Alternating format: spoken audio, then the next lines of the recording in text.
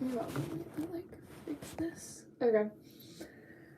It's like almost noon, but like whatever. Don't know what I'm doing with my hands, but hey, I'm an individual that talks with their hands sometimes, all the time. Anyways, what was I going to say? I had like a whole thing set up.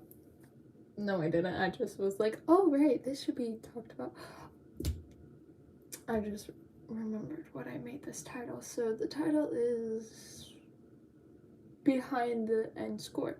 So recently I've been like having this conversation with this individual.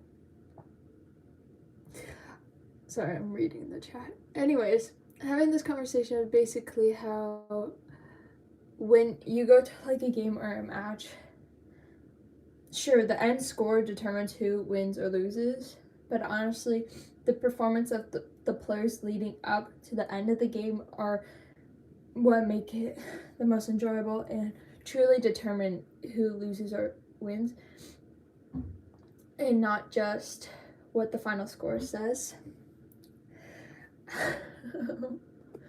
So yeah. So basically, even if you lose, if you still played your best of that day, that's truly what matters, because when you lose, you could look at the things you did wrong, or like just things you need to improve on before your next match, and that could just be like a mental note if you're having like back-to-back games. And then you can also, especially when you lose, you need to take note of what you did well, because you didn't just lose because you did everything wrong. Well, sometimes, but it's not always that case. But yeah, so that's why after like every game, match, whatever you call it, always look into what do you need to improve, because there's always things that you're going to need to improve, because not every match is perfect. And you also have to take into account what did you actually do great. And it could be something that you were working on that maybe it's not initially great, but it's better than what it was before. So yeah.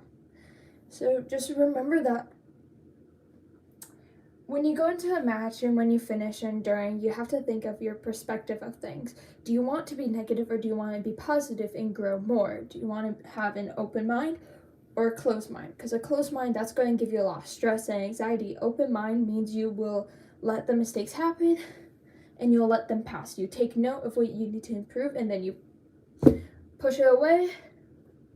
Not initially the phrase I wanted to use, but basically you set it aside so you could go on to the next point and not be stressing about the mistake you just did, because mistakes are going to happen. That's a part of life, and you have to learn how to not initially deal with it, because that's not quite the word I want to use, but basically you have to know how to work with it in order to just be a better individual the way you want to be. So yeah, that's all I have right now, because otherwise I feel like I'm just gonna ramble on for a bit and basically state the same thing over and over again.